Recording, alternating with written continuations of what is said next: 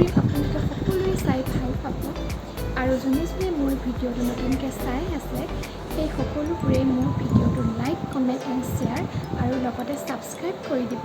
তেনেহ'লে ব'লকচোন মোৰ আজি আমিষ থালিখন চেদি বনাম। মাছখিনি ধুনীয়াকৈ বাছি ধুই লৈছোঁ আৰু ইফালে কোমোৰা আলু বিলাহী কাটি লৈছোঁ আৰু লগতে পিঁয়াজ কেইটামানো কাটিছোঁ আৰু মই ঔটেঙাও কাটিছোঁ। ঔটেঙাখিনিও মই সৰুকৈ কাটিছোঁ। ঔটেঙা দিও বনাম মাছ, মানে দুখন তৰকাৰী বনাম মই।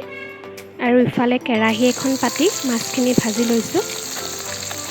মোৰ মাছ ভজা হৈ গৈছে আৰু ইফালে সেই মাছ ভজা তেলখিনিতে মই কোমোৰাখিনি বহাই দিছোঁ। অলপ সিজা পিছত বিলাহীখিনিও দি দিছোঁ।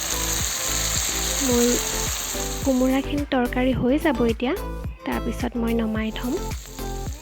তাৰ লগে লগেই মই ঔটেঙাখিনিও বহাই দিছোঁ। ঔটেঙাখিনি মই সৰুকৈ কাটিছোঁ, সেইকাৰণে সোনকালে সিজিব। এতিয়া মই হালধি অলপ সময় ভাজি থাকিম।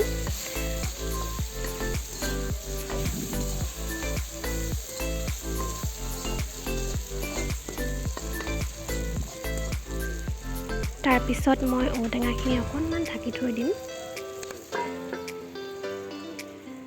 তাৰপিছত ঢাকনি খুলি মই অকণমান পানী দি দিছোঁ যাতে সোনকালে সিজক। ইফালে আকৌ মই চাটনিখিনি ৰেডি কৰি লৈছোঁ। চাটনিত মই মচন্দৰী পাত, মচুৰ দালি আৰু নহৰু কেইফুটামান, জলকীয়া।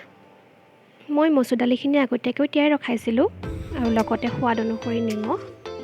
মই মিক্সিতে পিচিম চাটনিখিনি। অকণমান সৰহকৈ পিচোঁ কাৰণ সকলোৱে খাই ভাল পায় ঘৰত চাটনি। আৰু ইফালে মোৰ ঔটেঙা মাছৰ জোল ৰেডি হৈ গৈছে। এতিয়া মই মাছখিনি দি দিছোঁ। মাছ মই 4 পিচেই দিছোঁ, যিহেতু ঘৰত 4জনহে মানুহ আছোঁ আমি, সেইকাৰণে। এই গৰমত এই ঔটেঙা টেঙা তৰকাৰী মাছৰ সৈতে খাই খুব ভাল লাগে। আপোনালোকেও খাবচোন, ভাল পাব খাবলৈ। যিহেতু ঔটেঙা এতিয়া খাবই লাগে।